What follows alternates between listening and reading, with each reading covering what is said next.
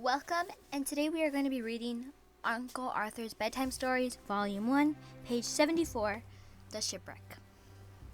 Help! We are sinking! Far out in the great Pacific Ocean, a little ship, the Helen B. Sterling, was fighting for life in a terrible storm. Waves, mountain high, were sweeping over her. Water was pouring into her hold, and it seemed impossible to keep the vessel afloat much longer. Going in his radio cabin, the captain sent out his call for help.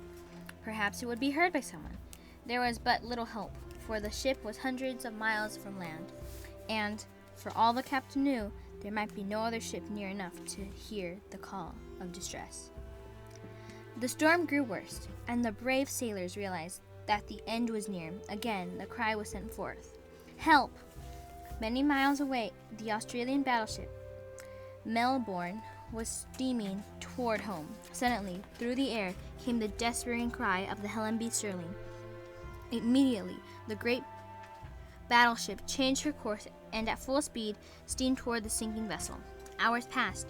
Meanwhile, the Sterling, battered by the mighty waves, was rapidly settling down. Would the Melbourne reach her in time? It seemed impossible. Going to the radio cabin again, the captain sent out this message. Can't last another hour. Waterlogged, seas sweeping right over us, clearing boats, but impossible to live in the sea. Farewell.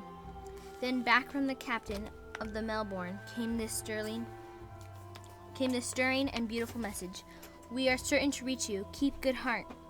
The captain of the Melbourne kept his word. Just before the Sterling sank, the great battleship drew alongside, and by gallant efforts transferred the crew of the wrecked vessel across the boiling sea to safety.